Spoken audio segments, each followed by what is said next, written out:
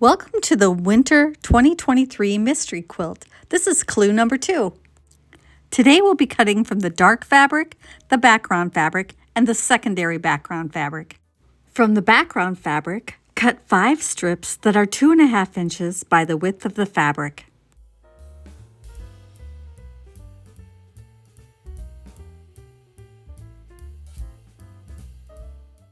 Once you have all 5 of your strips cut, you'll want to open them up and lay them out on the table.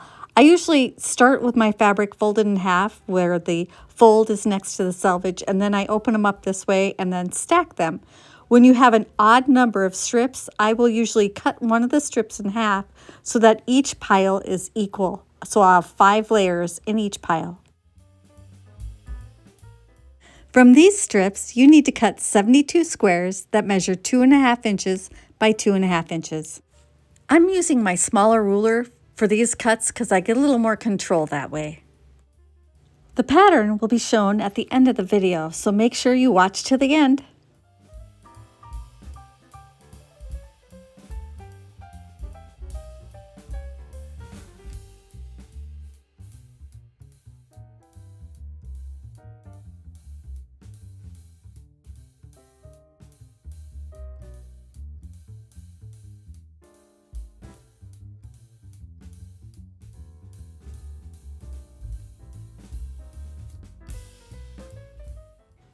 From the dark fabric, cut 6 strips that are 2.5 inches by the width of fabric.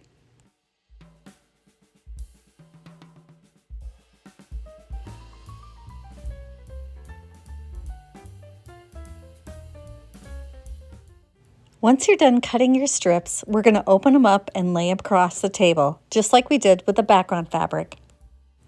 This time, I'm going to have 3 stacks of 2 strips.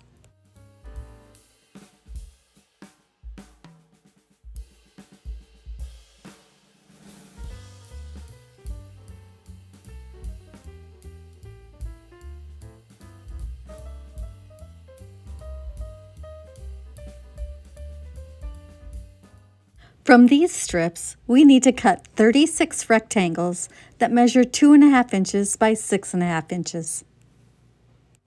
If you're following along on our mystery quilt, we hope you'll remember to hit the like button and subscribe so that you can see all the clues for the mystery in the future.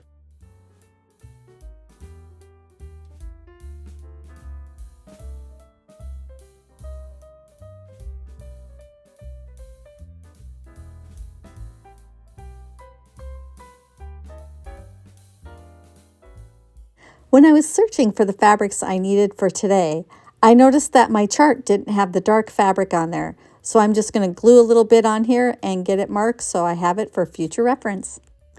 From the secondary background fabric, we need to cut 6 strips that are 2.5 inches by the width of fabric.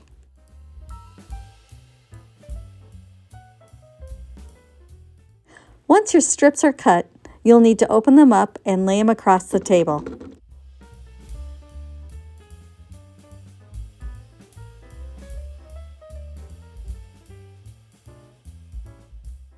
From these strips, you need to cut 36 rectangles that measure 2.5 inches by 6.5 inches.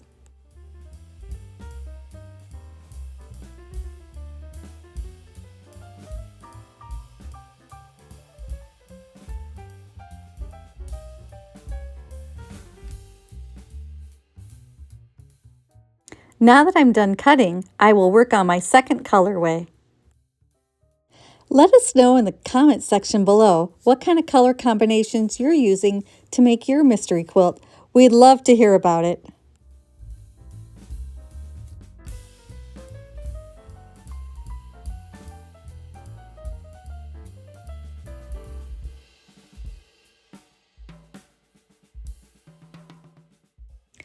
Now that the cutting is all done, it's time to sew. With right sides together, we're going to place a background square on each end of the dark rectangle and sew corner to corner. To help you sew a straight line, you can either draw a line corner to corner with a friction pen, but you'll have to do it on all the squares, or you can use your diagonal seam tape. You just follow that corner right on that center line and it turns out perfect every time. I used to just eyeball these and think I was sewing straight lines. Since I started using the diagonal seam tape, I've been much happier with the results. If you're using a lighter fabric like I am, it's hard to tell sometimes the right side from the wrong side, so you want to double check as you go along and make sure you get them all the right way.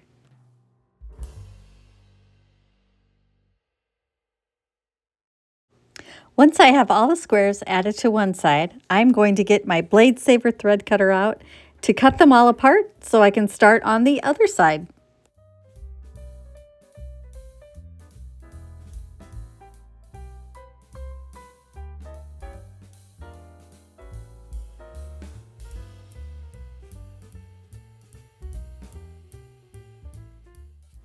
Now that I have these cut apart, I'm just going to flip this whole pile around so I have easy access to the side that I need. Put the squares on this end, right sides together, and then I'm just going to sew corner to corner. Now when you do these corner to corner lines, you want to make sure that you're going towards the middle from the corner on this side. You want to make sure that these lines are not going in the same direction. So one should point one way, the other should point the other. When you lift up the little flaps on these, they should look like an elongated flying geese block or like the roof on a house. Once you've double checked that your lines are going in different directions, you want to cut your seam down to 1/4 inch. You can use a scissors or you can go to the rotary mat and use a rotary cutter to do this. And you'll be throwing away these little extra triangles. So your block should look like this. Now, if you don't like throwing away the extra fabric, you can do what I do, and I sew a seam 1/2 inch away from the first seam, and then I cut in between so that I can save those corners and not have to sew them together separately. They're already sewn together. So yes, it's a little bit of extra sewing, but you don't have to throw away the fabric, and you have spare half square triangle units that you can use in a future project. I have found that sewing these while they're still attached before you cut is a little bit easier than trying to sew triangles together at the very end. This is a completely optional step that you can skip if you want, but I like to save those little extra triangles, so I'm just going to keep on sewing. Color version 1 is done, and now I am going to work on color version 2 and get that one ready to go also. The last step to do before we put away clue number 2 is to press. We're going to press toward the corners.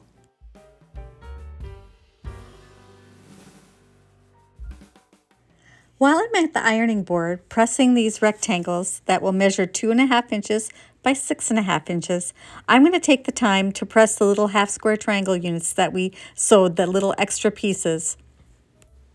I've learned that pressing them as I go along, instead of piling them up in a bag and then having to press all of them at a future date, saves me a little time when I'm trying to do something fun with the little extra pieces I have.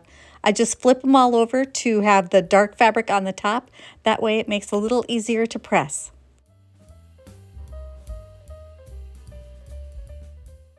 Now that everything is pressed, I'm going to put it into the Clue 2 bag so that everything stays together. I'm going to make sure that I can see that this is Clue number 2 bag. I'm also going to add the secondary background rectangles in this bag.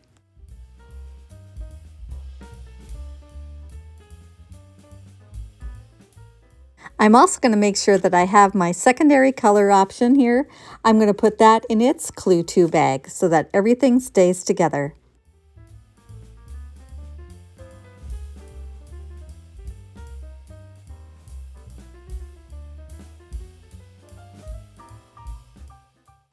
I'm going to put the clue number 2 in with clue number 1 and the leftover fabrics from both of these versions and tuck them away somewhere safe. We encourage you to hit the like button, leave us a comment about the mystery quilt, share this with your quilting friends, and subscribe so that you can see all the fun videos coming from the Quilted Forest. Thanks for watching and happy quilting!